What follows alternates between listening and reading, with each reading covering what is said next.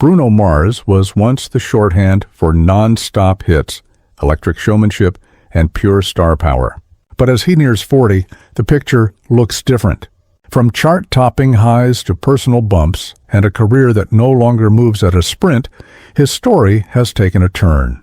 Here's the rise, the setbacks, and where Bruno Mars stands today. Bruno Mars, born Peter Gene Hernandez on October 8, 1985, grew up in Honolulu, Hawaii, in a household where music wasn't a hobby, it was the family language. His dad, Peter Hernandez, a New Yorker of Puerto Rican and Jewish heritage, worked as a percussionist on congas and bongos. His mom, Bernadette Bernie San Pedro Bayo, a singer and hula dancer who emigrated from the Philippines, brought melody and movement into every room. While most kids were watching Saturday morning cartoons, little Bruno was on a stage in Waikika. His father's family band, the Love Notes, made him part of the act, and he quickly became known as Little Elvis. In a pint-sized jumpsuit with slicked-back hair, he mimicked Presley's swagger so convincingly that audiences did double takes. At just 4 years old, he was stealing the show. The cameo in Honeymoon in Vegas in 1992 as a mini Elvis only fueled the buzz. Local papers and magazines lined up to profile the prodigy. Home, though, wasn't always easy. Money was tight, and the family struggled at times.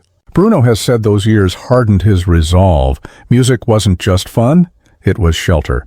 By his teens, he wanted more than island fame. After high school at 17, he packed up and moved to Los Angeles. Little cash, no safety net, just years of stage experience and stubborn belief. Los Angeles didn't roll out a red carpet. Labels passed, unsure how to package him. Too different, they said. Instead of quitting, he pivoted. If they wouldn't take him as a frontman, he'd get in through the writer's room. Those early years were survival mode. He took odd jobs and poured himself into writing. He began landing cuts, co-writes for Brandy, Sean Kingston, Adam Levine, and Flo Rida, songs most listeners didn't realize had Bruno's fingerprints on them. Then came the fateful link-up with Philip Lawrence and engineer-producer Ari Levine. The trio formed the Smeezingtons, a writing-production unit that started landing real hits. Work with CeeLo Green, Travie McCoy, B.O.B., and Kanan boosted their resume and opened doors that had been nailed shut. The breakthrough arrived with B.O.B.'s Nothin' on You in 2010. Bruno co-wrote it and sang the hook. It went #1 on the Billboard Hot 100 and drew Grammy nods. Soon after came Travie McCoy's Billionaire, another smash with Bruno on the chorus. He was still behind the scenes, but millions were now recognizing the voice. Even if they didn't yet know the name, executives still wondered how to categorize him: pop, R&B, funk, reggae, soul. Bruno used the doubt as a training ground. Writing across styles sharpened his instincts for melody, structure, and what connects. Quietly, he was preparing to prove every skeptic wrong. His on-ramp as a solo artist actually started the previous year. In 2009, with that featured hook on Nothin' on You, a warm, elastic vocal that stuck in your head for weeks.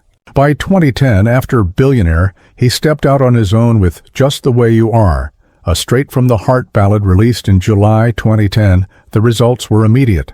A debut at #1 on the Hot 100, holding the top for 4 weeks, and topping charts in the UK, Canada, Australia, and beyond. Weddings claimed it. Radio wore it out. The public embraced Bruno not just as the hook guy, but as the star. Recognition followed. At the 2011 Grammys, Just the Way You Are won Best Male Pop Vocal Performance. Live, he separated himself with a singer-first approach. Tight band, crisp arrangements, charisma to spare, no need for smoke and mirrors. That momentum carried into his debut album, Doo-Wops and Hooligans, October 2010, a blend of pop, R&B, reggae, and soul. Grenade, The Lazy Song, Marry You, Count on Me. It sold in the millions, hit #3 on the Billboard 200, and charted high worldwide. Critics praised the old-school feel filtered through modern pop. Fans loved the range and sincerity. By the end of 2011, Bruno had what many artists chase for a decade: chart toppers, a Grammy, a blockbuster debut, and global fame. But with that spotlight came pressure, and the tests arrived fast. With fame came curiosity. He was linked briefly to Rita Ora, but since 2011 his long-term partner has been Jessica Caban, a model and actress. They've kept things mostly private, stepping out together only occasionally. Family remained a cornerstone, which made 2013 devastating. Bruno's mother, Bernadette, died suddenly of a brain aneurysm. He later said the loss changed him forever, and he credits her for the musical fire that drove him. The first major stumble hit in September 2010. After a celebration in Las Vegas, Bruno was arrested at the Hard Rock Hotel and Casino and charged with cocaine possession. He cooperated, accepted responsibility, and the court ordered 200 hours of community service, counseling, a fine, and a year of staying clean to avoid jail. He apologized publicly and focused on the work. Fans largely forgave him, and the hits kept coming, but the incident remains a permanent footnote. Then there was the legal static around Uptown Funk, his blockbuster collaboration with Mark Ronson. The song ruled the Hot 100 for 14 weeks, sold in the millions, and won multiple Grammys. As its profile grew, so did claims that it borrowed too closely from earlier funk and R&B records. Several parties filed suits. Notably, members of the Gap Band were later added as credited writers, after a settlement connected to Oops Upside Your Head. In 2018, another storm brewed, this time about cultural appropriation. Critics argued that Bruno, who is of Filipino, Puerto Rican, and Jewish descent, was benefiting from black musical traditions, funk, soul, R&B, hip-hop, without belonging to that culture. The debate intensified after his 24K Magic Grammy sweep. Supporters countered that he's always been open about his influences, collaborates extensively with black artists, and treats those styles as homage, not theft. The conversation eventually cooled, but it left a mark, proof that public sentiment can pivot fast. Even for a feel-good hitmaker, despite sold-out tours and big streaming numbers, reports began circulating about financial strain, tax issues, legal disputes over spending on luxury homes, cars, and a high-gloss lifestyle. Exact figures are hard to pin down, but the chatter was loud enough to shape perception. As the story goes, those pressures nudged Bruno toward Las Vegas residencies, which deliver steady income without the grind of world tours. Profitable? Absolutely. But to many observers, residencies read as a step down from peak pop dominance. 2016 brought 24K Magic, a neon-lit party record packed with 24K Magic. That's what I like. And finesse? The tour sold out arenas and stadiums worldwide. The band, the Hooligans, was airtight, the choreography sharp, the vocals flawless. At the 2018 Grammys, 24K Magic swept. Album of the Year, Record of the Year, Song of the Year, and more.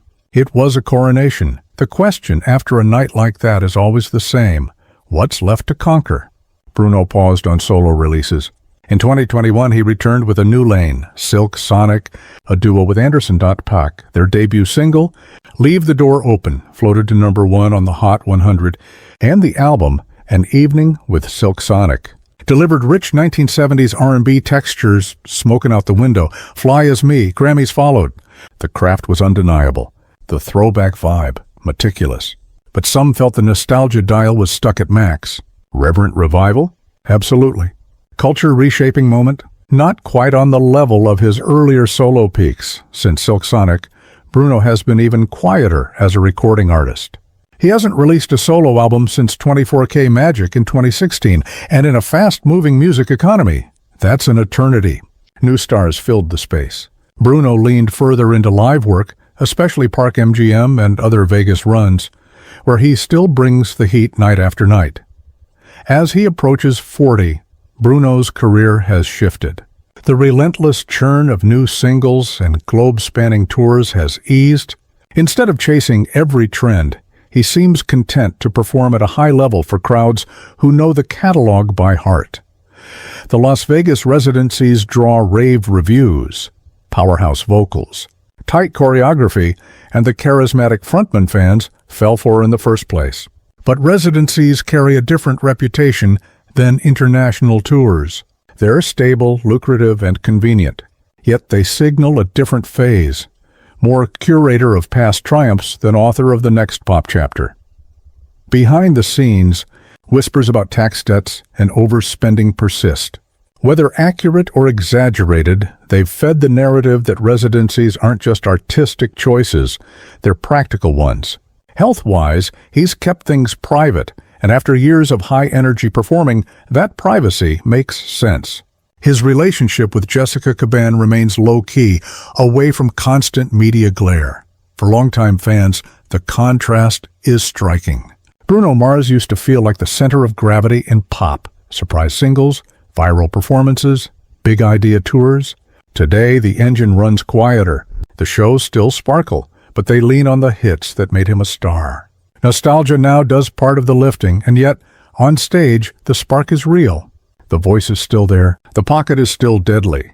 The band is killer. If the story of Bruno Mars in this chapter is less about dominance and more about legacy, that doesn't erase what he's built. It reframes it.